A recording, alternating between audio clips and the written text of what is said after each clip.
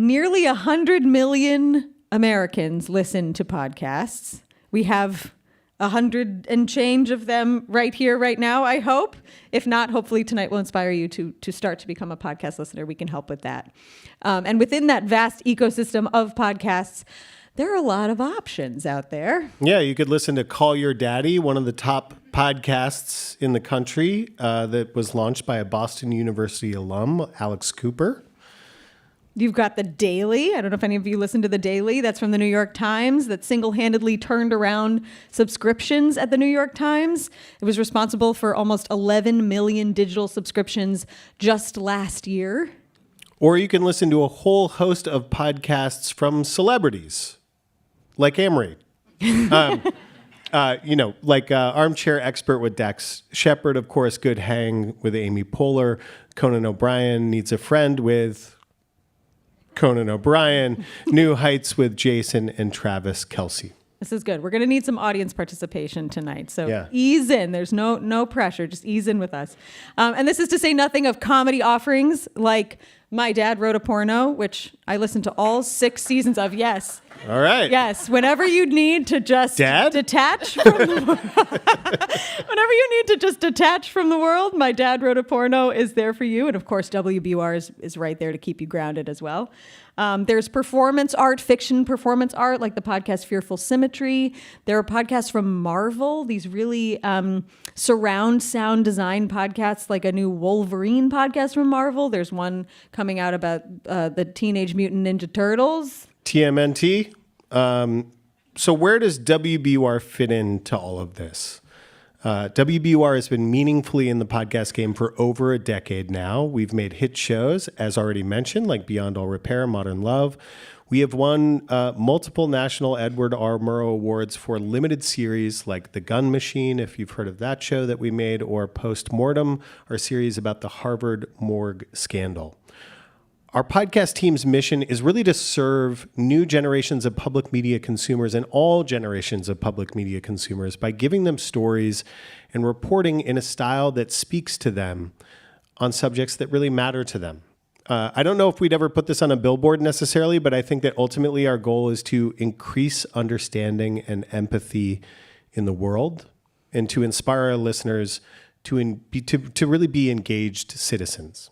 And of course, there are a lot of different ways to do that. So for WBUR podcasts, we think about putting our journalism first, and we also think about the kind of audience that we want to reach. A phrase we use a lot on our team is we like to deep fry our vegetables. Does anyone like to deep fry their vegetables? Okay. All right. Steam? Anybody for steaming their vegetables? Okay. Roasting? Roasting? Okay. Oh, okay. Roasting. Maybe we should change the phrase. We got some roasters in the house.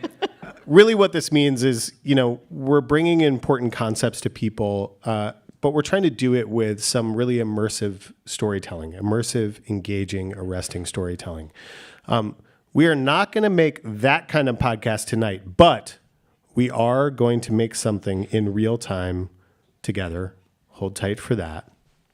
So we're going to give you some examples first, a little peek behind the curtain of how we take something, just a story idea, and turn it into a podcast. Ben and I get to do this on a show called Endless Thread, which we describe as unsolved mysteries, untold histories, and other wild stories from the internet. And so we're going to dig right now into an episode that was a bit of an untold history. So sometime a couple years ago, I had heard that the movie Space Jam from 1996 had a website. Anybody recognize this? And this website is still up 29-ish years later. Now 30 years later. Yeah. It's 2026. So as you can see it in all its beauty, we've got Times New Roman font on the bottom. These graphics were very cutting edge at the time in 1996. And so I immediately needed to find the site. I did. It's beautiful, as you can see. And I wanted to know who was behind it, who made this masterpiece, and why is it still up today?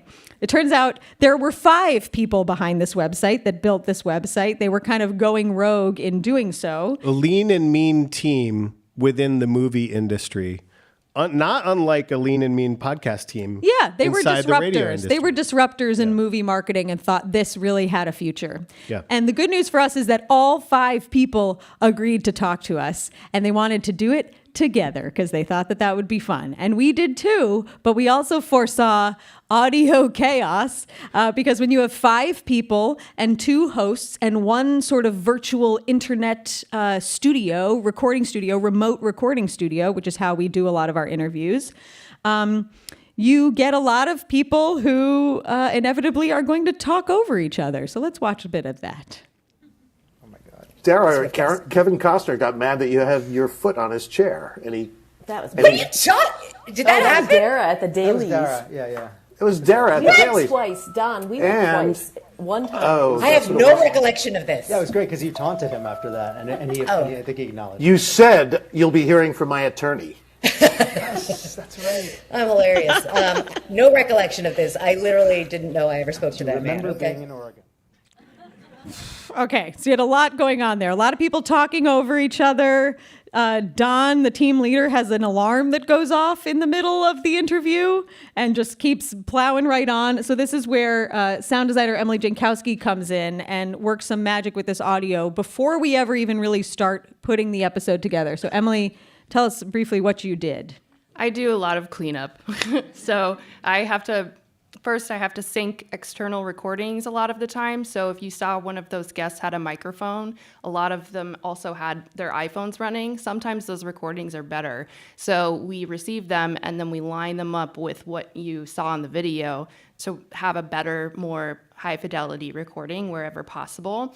But I also have to level it out. Some people are quieter, some people are louder. I have to denoise it with plugins, which is just some effects in a software program that I use called Pro Tools. This is Pro Tools. This is Pro Tools. You're looking at Pro Tools. And I have all these things on the left side that say like denoise, DS, de-mouth click, all of this. I'm cleaning things up. I'm moving things around so that people aren't talking on top of each other. I have to mute so much stuff for you to hear the thing that's most important for the joke to land. And a lot of times I have to nudge things forward and backward in time to make up for like internet lag and things like that. It's a lot of work. If you have to mute something for the joke to land, it's usually me that you're muting. That's very... Just to say that.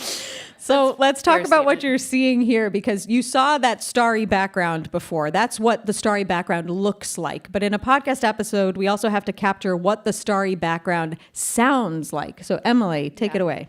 So we're hearing Amory in this clip talk about the moment she saw this website with her own eyes for the first time. And so I've got Ben on the top there. Amory is the yellow. And then we've got a track that I've got rolling underneath that kind of moves with the narrative. Underneath that is a choir for the glorious moment that she found herself in, witnessing this website's existence. The website. And then the stars are on the bottom, which what I mean by that is I just found like a triangle sort of twinkly sound that I mixed in. So first, let's listen to the whole thing as it is. Oops. Let me make sure that this level is up, and it's not, of course. All right, here we go. And sure enough, it's there. Like millions of years old galaxies, it's there.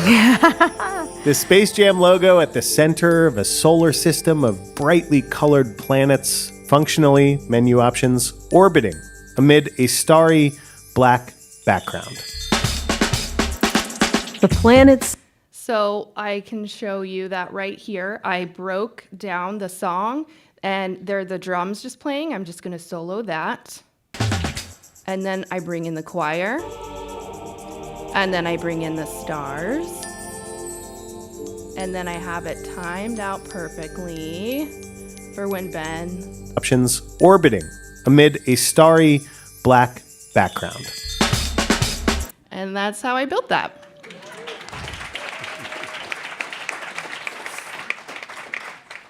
Amazing. So a key part of this story is that none of these 5 people knew that the Space Jam site was still up until 2010. So 14 years go by. They've built hundreds of websites at this point. They're all gone because that's what happens on the internet. In 2010, someone posts on Reddit in the Today I Learned community and says, "Today I learned the Space Jam website is still up and hasn't been updated since 1996. It's beautiful." Frozen in amber. So let's hear what happened next. According to one estimate, the site got 500,000 views in just a couple of days. The top comment on that Today I Learned post on Reddit: "Somebody at Warner Brothers is going to get into work tomorrow and go, WTF, where'd all this traffic come from?" And somebody did. They were like, it appears we got a real jam going down on spacejam.com. And someone else at Warner Brothers was like, "Hey, you, what you going to do?" And what that person was going to do was take the site down. Oh. Why would you do that? Copywriter Michael again, who is one of just 2 original Space Jam team members still working at Warner Brothers at the time. I had a impolite phone call with somebody asking why they would do such a thing is the nicest way I can describe it. It was a great call. It was a good call. It was a perfect call. Anyway, it went back up. So when Ben and I are writing scripts, oftentimes we will put in sort of ideas for the sound designer that are not fully fleshed out. And so I knew that when we find out that the site goes down, that I think I just put in the script like record scratch, maybe some sort of moment like that. Yep. And I did not know how Emily was going to interpret that, but tell us what you did. Well, at home, I have a DJ controller. And so instead of using a pulled record scratch from a subscription service where I would just pull it, and use it, I decided I wanted to create the sound with the DJ controller. And the DJ controller is basically a simulation of 2 turntables and a mixer, like a real DJ. But it uses software and connects to the controller and has these wheels on them called jog wheels. And so I decided, I was like, you know what, I want to try this for myself and be a cool DJ for a second. And so I wound it back up and let it go. And then I also, for the collapsing record scratch moment, I kind of slowed it down till it collapsed. So here's a video of that. So this is the software. And you can see as I manipulate the jog wheel, I'm moving around the waveform at the top. It's fun.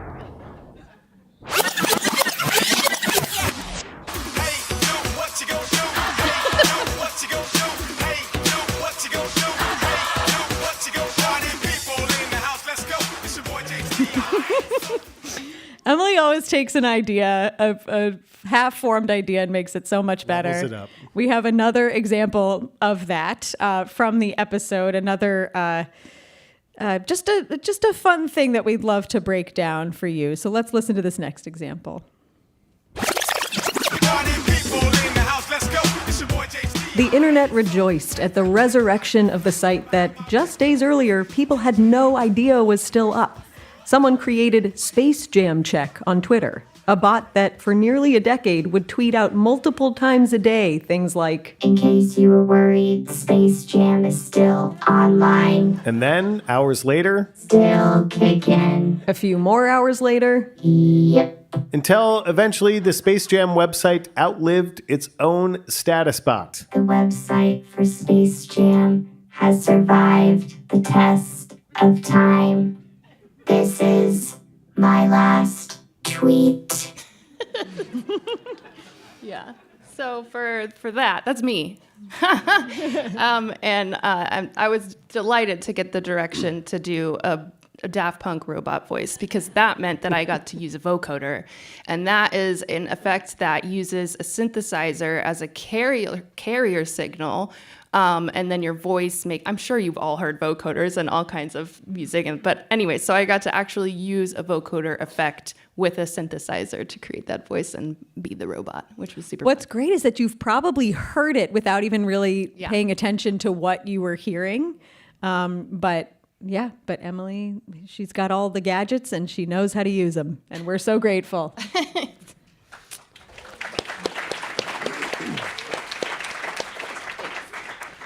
So as you can probably tell, Endless Thread is not a hard news show.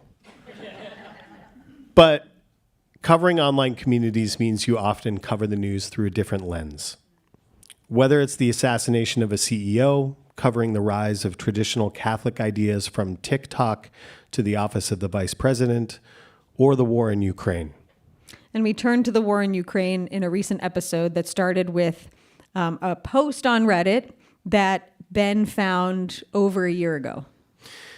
Yeah, and I think when you pull back the curtain on how we create these stories, shaping a story idea into a 30-minute audio documentary is hard. Takes time and effort. And the differences start even with the story idea itself. Sometimes people can overdo it. They think that the podcast episode is going to be long, so the story idea has to be really, really developed and long as well. It doesn't always. Some of our best episodes have started with something as simple as a website like we've described still existing, or something as simple as a photo like this. Does anyone know what this is? Yeah, shout it out. Well done. Bingo. So can I ask, how did you find out? Did you find out from us or from somewhere else? Just from the general news. Amazing. So the more I learned about this photo, the more questions I had. And these are fiber optic cables, as you said. They are used to control drones. Not military-grade drones, although they are on the battlefield. They are consumer-grade drones modified with 3D printers. They are single-use, so they are often designed for one mission. They drop a payload, or sometimes they just fly into the thing or the person they are targeting. This leaves a massive web of fiber optic cable across the battlefields in Ukraine. This was a big story on the internet before it was a news story. We were seeing this all over the place online. Yeah, and we wanted to talk to someone in Ukraine who's been involved in this dramatic shift in technology on the battlefield, because we were seeing posts from, these are all just on Reddit that we were seeing about these fiber optic cable drones. Yeah, and for that, we got the help of senior producer on our team, Dean Russell. Dean has found us members of militant groups fighting in Syria. He has found us Army Ranger Christian missionaries fighting the government in Myanmar. And he found us Alexei Zelensky. And that's Alexei. So Alexei grew up in eastern Ukraine. His family was driven out in 2014 during the Russian incursion and the annexation of Crimea. And he signed up to fight in the Ukrainian army as soon as he was old enough to do so. Alexei moved up the ranks quickly. He used YouTube and Instagram to learn how to fire rocket-propelled grenades and then mortars. But then his small unit was hit with an IED. 2 of the 4 people on his team died. He went to the hospital with bad injuries. In the hospital to pass the time, a friend gave him a 3D printer to modify drones. At the time, radio or signal jamming was becoming a huge factor in the war, as a way for both sides to mess with drones of the other side by interfering with communications between the drone and the drone operator. So people on both sides of the conflict are coming up with a new solution, which is to control drones with long strands of fiber optic cable that's spooled out underneath the drones. And Alexei was one of the people who was figuring out how to do this, and he found that fiber optic drones had a number of benefits. Because of optic fiber can fly anywhere. You can fly to the buildings, you can fly under the ground to the maybe trenches and bunkers. Because the radio frequency isn't interrupted. You have a good connection in all situations. There are some tactics for using this type of drone. Alexei says fiber optically controlled drones are a relatively recent development in the war. I saw some prototypes maybe in 2023. It was Ukrainian company. It was the drone on optic fiber, FPV drone, but this spool maybe up to 1 kilometer or 2 kilometers. So in the beginning, these fiber optic drones, their wires will only be 1 or 2 kilometers. But what Alexi starts to do and figure out is to make these spools last longer, be 20 kilometers maybe, for instance. And that really changes the nature of the way the fighting happens with drones in Ukraine. Yeah, and we want to show you one more image here that has to do with what happens when you have long cables. You saw that first image of the cable strewn all about the field, but you also have things like this, which is nature sort of adapting and taking these fiber optic cables and using them to make their nests, for example, in the case of the birds. And you also just get this other sense of the impact of war that we don't always think about and we can't always see. So that's a little bit of the story. Yeah, whatever story we tell in podcast form, we try to stick to a few rules of thumb. We try to create a narrative. This happened, then this happened, then this happened. We try to have stakes so that, things that feel important to the listener as well as the subjects. And we work to really tell personal stories. There are few examples from our repertoire that do these things as well as our podcast Beyond All Repair. So I'm going to tell you a little bit about Beyond All Repair, but I also do want to remind you that you can submit questions. We're going to be doing some questions at the very end of this. So if you have questions as you think of them as we go along about any of the stories or the sound design techniques or anything, you can go to slido.com and the hashtag is podcasts and you can submit your question and we'll get to them later. So Beyond All Repair. For anyone who has not heard of Beyond All Repair, the simplest summary is that it's about a woman named Sophia Johnson who, when she is in her early 20s, this is in 2002, so many years ago now, her mother-in-law is brutally bludgeoned to death with fireplace tongs, and she is accused of the murder. And it's her own brother who says that he saw her commit this murder. So I started talking to her to hear her side of the story. She's wanted to be believed all these years. And I wanted to talk to everyone who knew Sophia, everyone who knew the victim, Marlene. And of course, I wanted to talk to some of Marlene's close friends.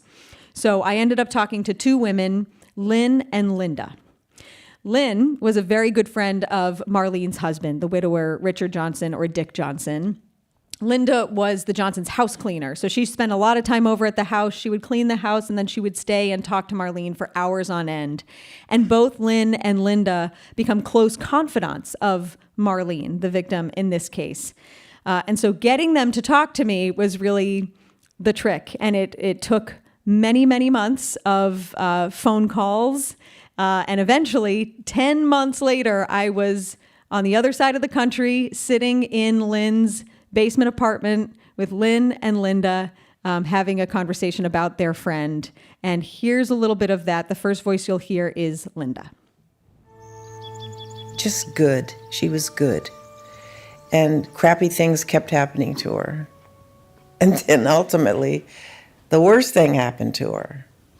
And if you knew her, you just can't imagine that anybody could do that to her.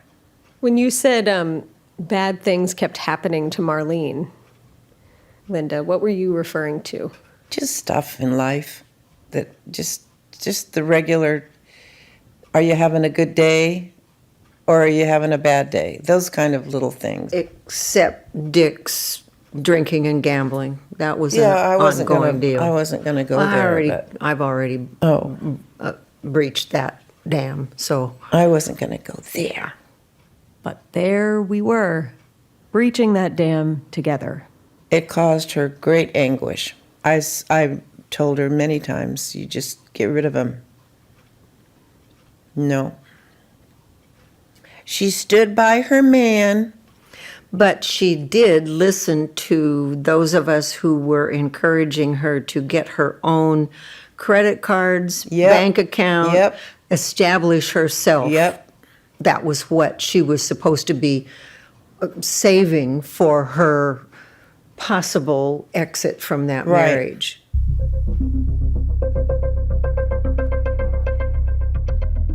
Marlene's separate bank account had come up in one of my unrecorded phone calls with Richard.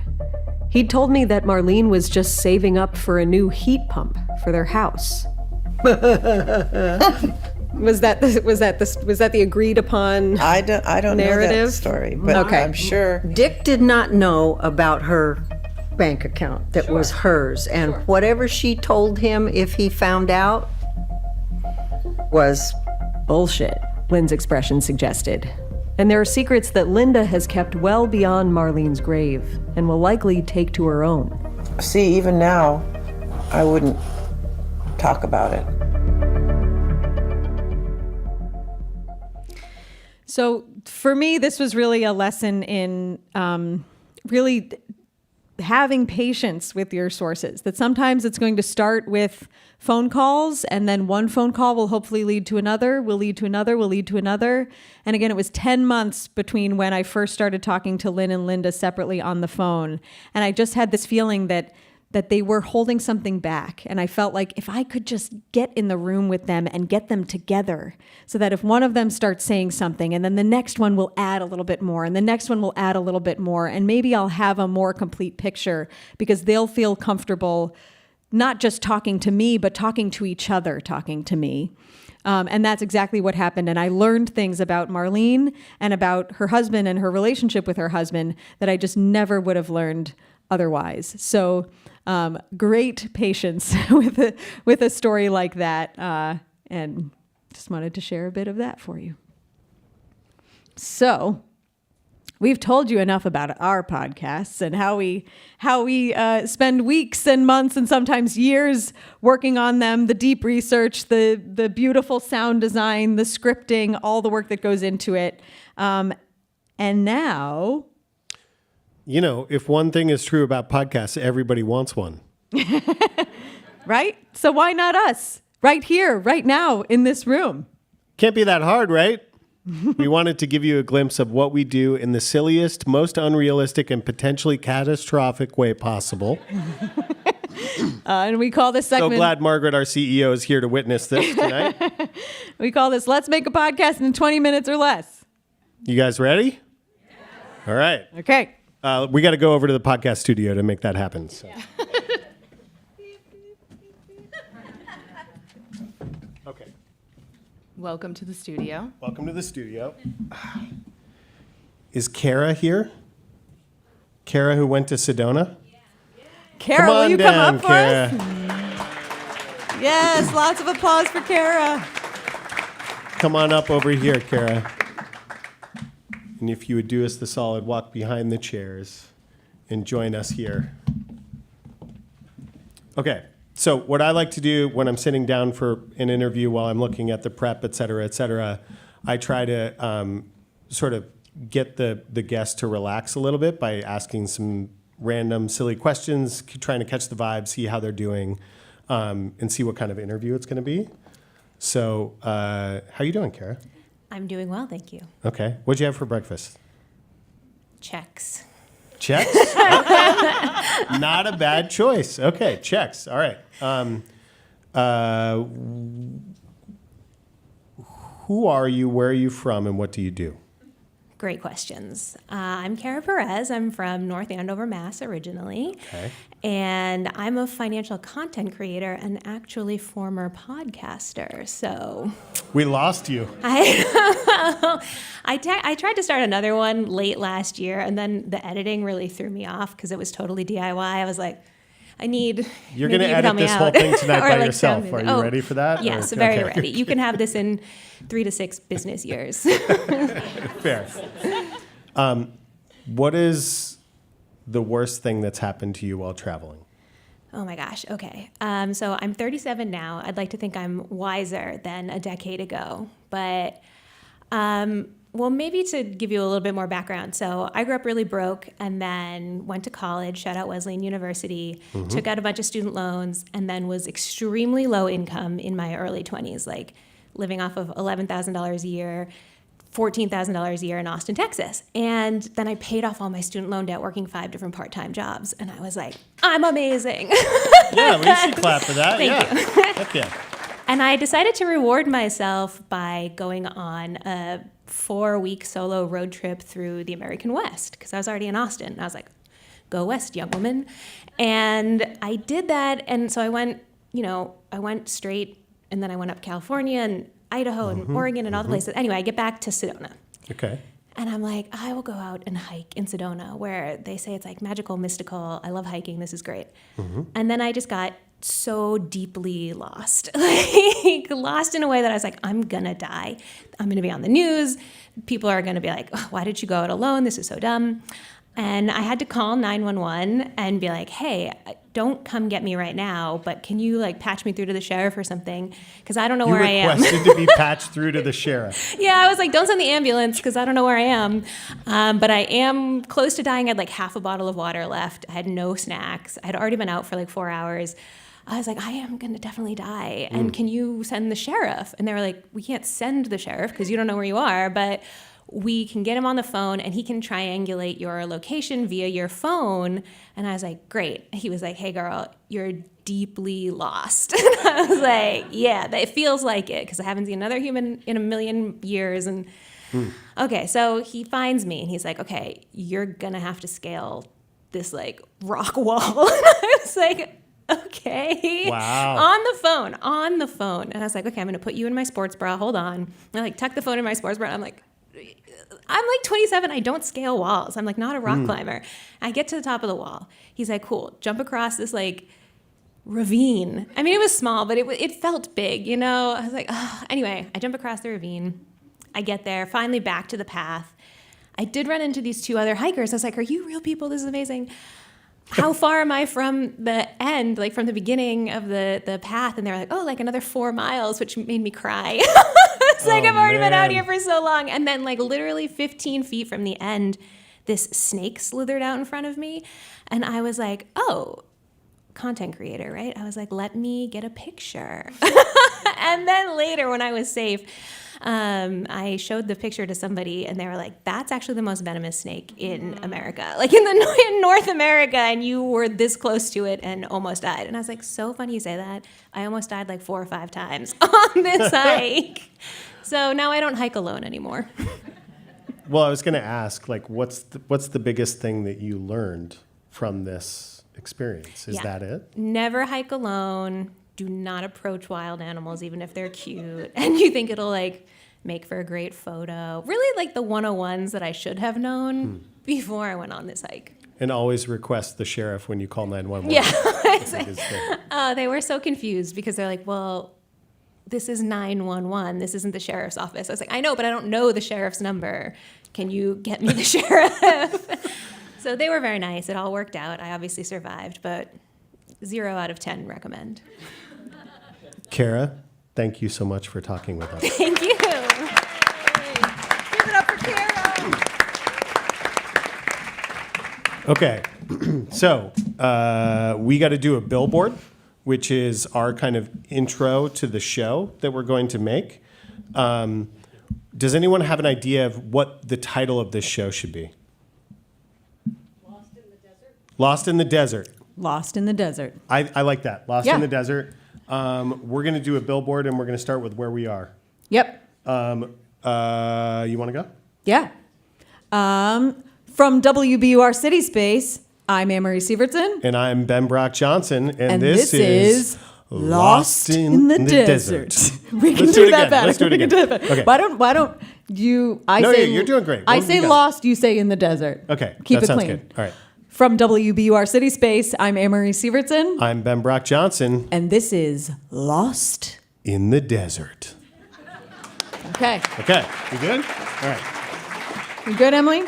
Yeah. Okay. Right now, I'm going to save these files really quick, and then I'm going to pull them into a program called Descript, which you'll see in a second, and that's how we're going to edit it down really quick right now. So normally, we go through this really, really long process. You have an idea, it becomes a pitch. The pitch gets bounced off a couple of people. Eventually, you go to a pitch meeting. You present your pitch to everybody. Everybody gives you feedback on the pitch. Then you go back and you talk to your editor. You develop your pitch. You think about different voices who you might talk to. You think about all the ways in which you might tell this story in audio format. You do all of these things. Eventually, you come up with a dry mix that you sort of present again to the larger team in a group setting. You have sort of like a group critique of this thing. You lay everything up, You have all this tracking. You do basically what's a table read, if you've ever heard that phrase, in front of the whole team. Everybody gives you notes. Then you go back, you work on it again. You work directly with an editor. Then you come back again, maybe if it needs to. You do another edit, and then eventually you track. Then we get to the step that we're going to skip all those steps tonight, if that's okay with you. It's still transcribing. Okay. We're making this in real time. So we use a service you called... can see the progress right here. Okay. 54%. We use a service called Descript. So when we conduct an interview, typically Ben and I we stop the interview and we go, okay, let's debrief on what we just heard, which we should do right now anyway. Let's think about some of the moments. We need a cold open. The moments from what we just heard from Kara that we might want to play with. Because what we're going to do right now is we're basically going to start with a piece of tape at the top that is very teasery and makes people want to keep listening to the story. Then we're going to hear that billboard that we just did, and then you're going to hear the rest of the interview. Not tonight. This is just how we're putting it together. So let's think about some of the moments that we need that cold open that we heard. I liked just anywhere where she was talking about wanting to die. Yeah, the very first time that she said, "I'm gonna die," it was short and sweet. That one was good. I also really liked the point where she says, "So I talked to the sheriff, and I'm like, hold on, I'm gonna put you in my sports bra." Yes, also good. And then the venomous snake at the end was like, someone said, "That's the most venomous snake in the world." Those are the things that I'm going to hop into Descript right now and look for. Now you can see the full transcription of what we just did. What I'm going to be doing is rapid fire trying to highlight these moments so that we can put them where we want them, and then Emily's going to mix it and make it sound beautiful in real time. Descript is an amazing piece of software because it sort of identifies the multiple speakers in the conversation, and then you can sort of name those speakers in real time. Obviously, it transcribes. You can actually cut audio tape in Descript, but you can also just edit the text, and it will cut the audio for you, which is that's like a big change from when I think all of us started making this kind of content. So, yes, I know it's very bright. I see some people reacting to the brightness, but it's going to get dark again soon. Don't worry. Okay, so a couple things that we've identified immediately are this is our billboard at the very bottom. This was our second take. That was a good one. So I'm going to copy that and move that up near the top. We're going to need that. Oh, you have to cut. Did you cut out the beginning? Yes, you should cut out the beginning. We will. We will. Okay. We will. All right. We will. You're the boss. I'm just. Yeah, no, I'll remind. We got it. Yep. We've got her ID here, which is going to be a nice way to start after the billboard. Yeah. So I'm going to lose this content for right now. Normally, I would never, ever, ever delete. I would just strike through. But in real time, we're doing some deleting action. Okay? You can see that it's editing the audio at the bottom as well. So it's a cool text-based audio editor. Yeah. Mm-hmm. And I'm going to lose this content in the middle because I think we're probably going to want to go from her saying who she is to Ben asking, what's the worst thing that ever happened to you? So I'm going to delete that. Okay? So what we need still is this teaser at the top. Something involving death.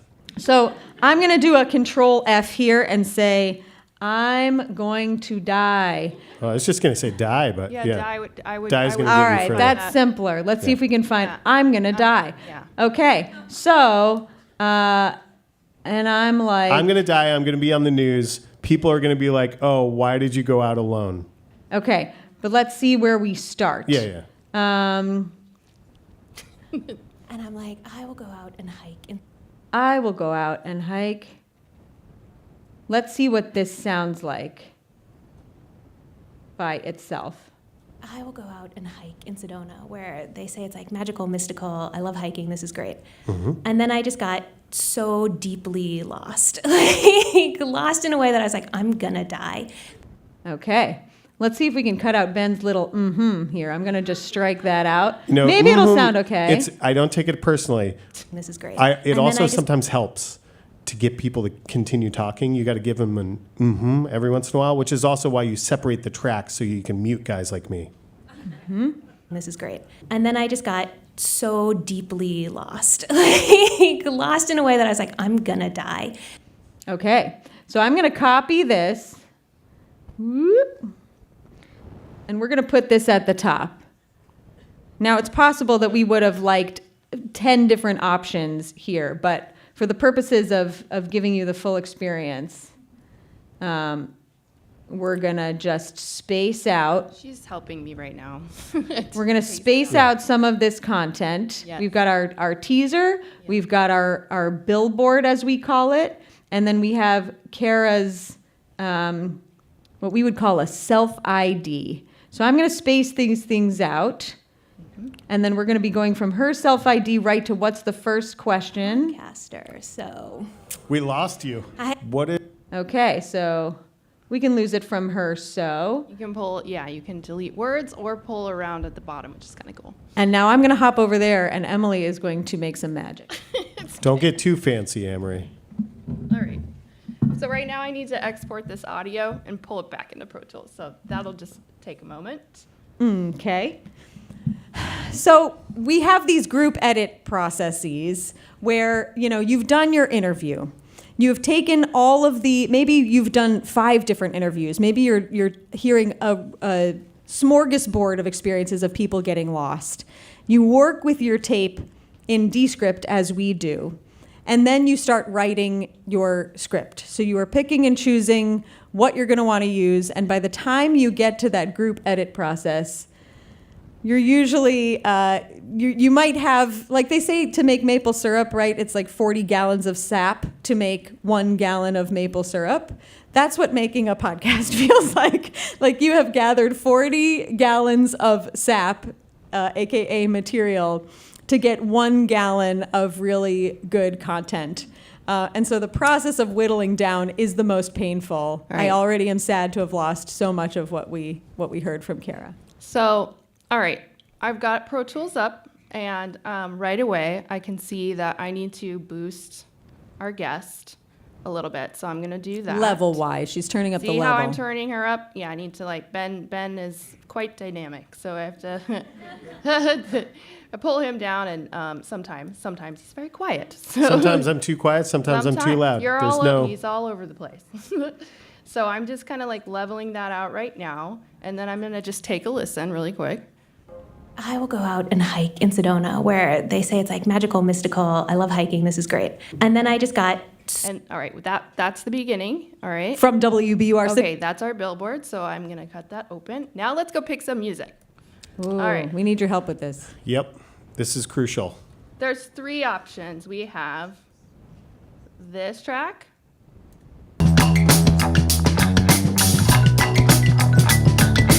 This That'd be a track. little too groovy. Wait, let me start it sooner. Okay, this is Feels good travel magical. music. I like this. Okay, or Mystical. this one. This one's kind of. Here we go. Maybe a little. It's too much. This does not say Sedona. Yell out the number. 1, 2, or 3. 2. 2. All right, let's grab 2. All right. 2 is very Sedona crystals. Yeah. I feel. All right, I'm moving this up, and let's see. I'm gonna put this on here, going here. Well, no, I like to put that here. Okay, and then I'm gonna start mixing. So I think, let's see. I think what I'm gonna do. What do we have going on here? I think I'm gonna have the music start first. So in order to do that, I'm gonna pull this out and see what this sounds like really quick. Say. Okay, good. That's like a little pickup right there. That's kind of perfect. All right. Kind of feels like where the music starts. Yeah. Sorry, this is a little tedious, but it's my favorite part. Is putting the music to make it fit perfectly. So that's what I'm doing right now. So let's hear the music. First of all, this is our button, which we must include. Sort of like a station ID. Yes, you may have heard it before. WBUR Podcasts, Boston. All right, and our music. I will go out and hike in Sedona, where they say it's magical, mystical. I love hiking. This is great. And then I just got so deeply lost, lost in a way that I was I'm gonna die. Oh. From WBUR CitySpace, I'm Amory Sivertson. I'm Ben Brock Johnson. And this is Lost in the Desert. Here, we just do a little dance break. Okay, about 15 seconds is really just the right time. But I like to...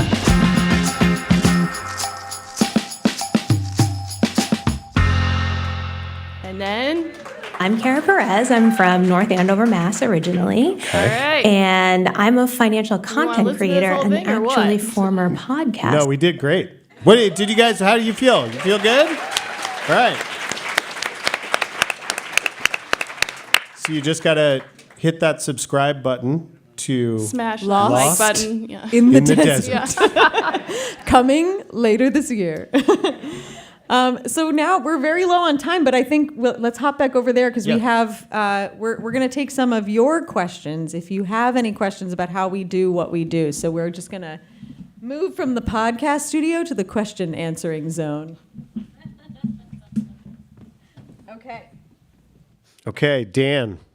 Dan wants to know, how do new forms of independent media factor into the world of podcasting? So like Substack authors. It's a really good question.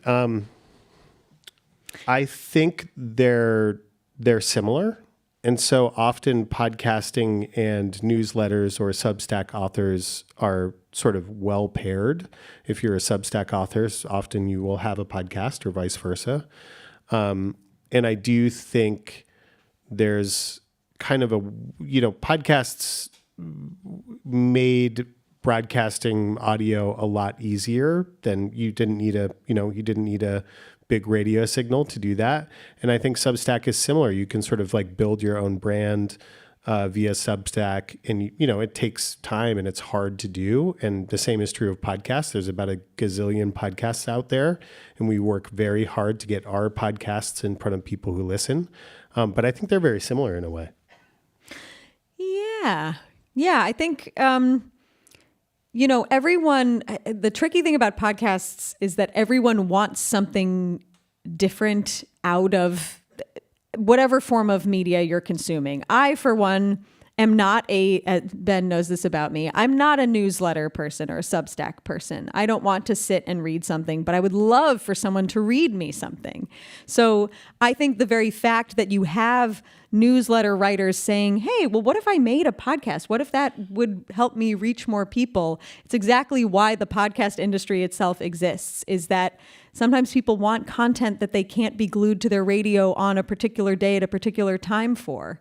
And so whatever makes it easier for people to, consume, I kind of hate using that word in this context, but to consume what it is that you have to offer them, I think is a good thing, because it just makes us ultimately feel more connected to each other. So good question. What's the weirdest pitch Kat wants to know? You wish made it into production. Ooh. Wow. Well, we did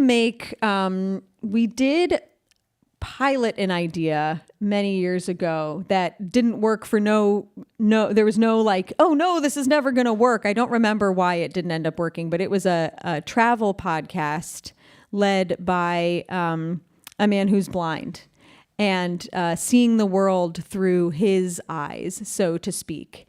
And so that was a neat concept. And sometimes you try something out and you're really glad to have made what you made, and it doesn't always come to fruition, but you're glad to have experimented. And I feel very lucky that we do get to experiment with things at WBUR, and some of the very best things that have come out of public radio started because someone took a chance on them. Like Car Talk. And so you have to make those swings to get, you can't have Car Talk without making a swing. That's true. I do people know what the manosphere is? I'd like to make a podcast called the Danosphere.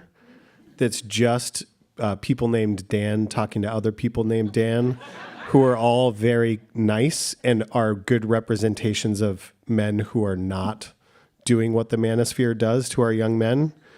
So that's a show We come up with these ideas all day. But weren't we going to make a cats and dogs podcast at one, or weren't you going to make a cats and dogs? This was something. This is a bad question to ask because we'll just answer this all night. I know this was not actually a serious pitch, but we thought that since it was so easy to typo the word podcast into podcasts, we wanted to make Podcats a podcast about cats, and not for real, just as a fun joke. And we did do an interview about a woman who lost her cat, and an animal communicator helped her find her cat.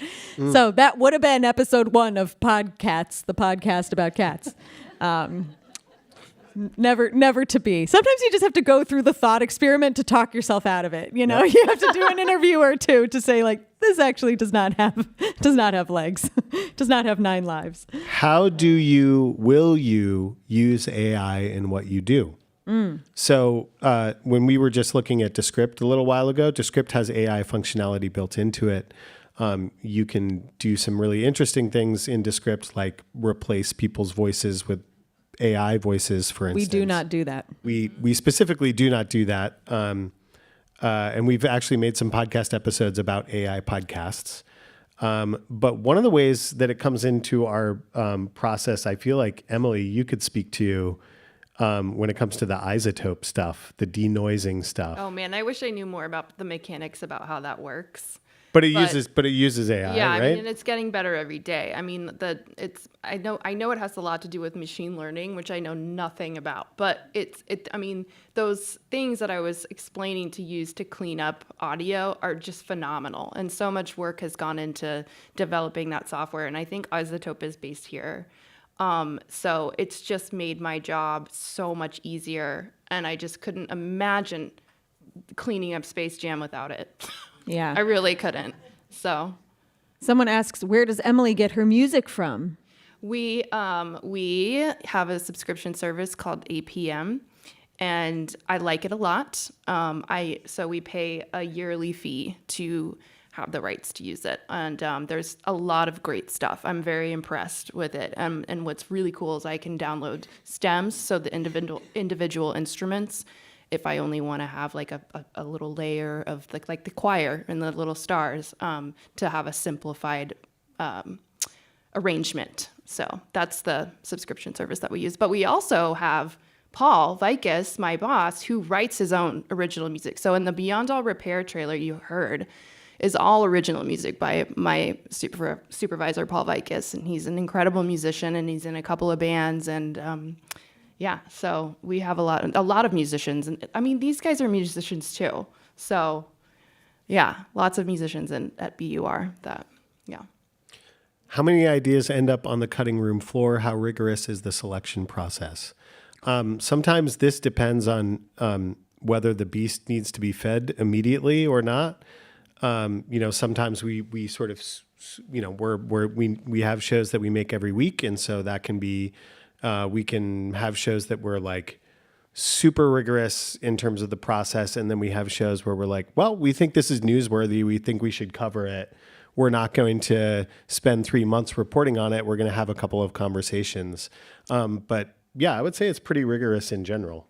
Yeah, I'd say it's very rigorous, but also not every story needs, different stories demand different treatments. So sometimes you are going to, like with Beyond All Repair, when Beyond All Repair started, I didn't know if this is this an episode? Is this a whole series? It ended up being a 10-episode series where, I did dozens of interviews and had thousands of pages of case files and stuff. But sometimes Ben and I will find a story, and we have episodes of Endless Thread like this, where this is a perfect story for me to tell you the story. I'm going to go do a bunch of research, and then the episode is us having a conversation about it. It's not, we're going to interview 12 people and pick the best 4 interviews and work with those. But when we're lucky and when we do have the time, often we will start looking into a pitch and maybe do an interview or two to figure out, is this a snowball that is getting bigger and bigger and picking up a lot of momentum as it rolls down the hill? Or do we have what we need in these, in this 1 or 2 interviews that we just did? So a lot of stories are worthy, but they're not all getting the exact same treatment because every story is different. Last question. which I think is a good one to end on. What are your top recommendations for improving podcast skills? How do you encourage skill development? I guess that's two questions, but what I would just say is keep making stuff. Make stuff all the time. Record stuff all the time. And then get feedback. That's really important, both making things all the time so that you develop your own ear and get faster and better, and then just getting feedback, right? The getting feedback thing is so important because when we do those table reads, when a producer or when one of us we've put together the script, we have all the pieces of tape we want to use. Nothing will tell you faster than the table read that you need to cut this. That's not working. This isn't working. And so as terrifying as it is to have someone else listen to your material, if you can do a table read with someone or listen out loud with someone, you will feel all of the moments that are not working when you are in the room. Isn't that funny though? With another it's the person. same thing with mixes. I'm like, I know exactly what's wrong with this mix now that you're listening to it. Yeah. You know? Yeah. It's just And so funny. it's good to put yourself through that exercise because it will tell you what's not working. And then the things that you really love that maybe someone else doesn't love as much, if you really love it, you gotta love what you're putting out into the world. And I have certainly stuck to my guns on things that were not everyone's cup of tea, but they were the right cup of tea for the right person at the right time. And so, make mistakes in front of other people and have them hear them, but also know when you have found something special that you love that no one else would do exactly the way that you do, and stick to that. People you trust and respect too. I think that's important as well. Yeah. All right. Thank you so much for coming. Thank you. We really appreciate it. Thank you to the CitySpace team. Give it up for Emily and Ben. Emily and Amory and Ben, thank you so much for that peek behind the curtain. Besides the brilliant CitySpace team that makes the magic happen in this room, you three have the most fun job at BUR.